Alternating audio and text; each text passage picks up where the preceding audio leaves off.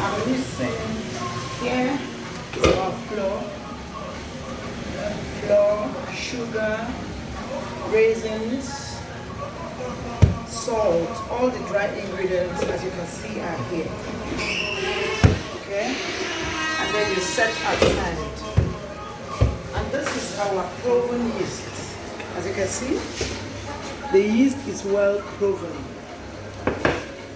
When I mean proven, I mean you can see it's boiling, bubbling, and it's well risen. I've activated this in the last 5 minutes. Lukewarm water, not hot water, because if you use very hot water, it's definitely going to kill your yeast. So I used lukewarm water, lukewarm such that your fingers can tolerate. That's exactly what I used here. And a pinch of sugar to make the yeast very active. So now I'm going to undo this. As you can see, my yeast is very, very active.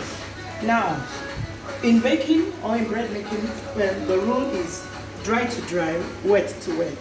In here we have all the dry ingredients we'll be using for our bread, and then the wet ingredients here.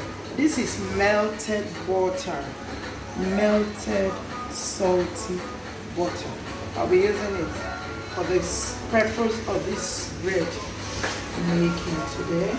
So that's a melted butter. I've introduced it into the yeast. I've introduced our melted butter into the yeast. So now I'm going to be adding a little of my milk zest. This is milk zest flavor. So I'm going to be using a little of the zest for the purpose of this bread. Okay? So this is a tablespoon. This is 2 tablespoons of zest.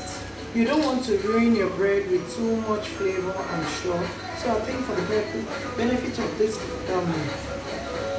baking, will be okay with 2 spoons of zest.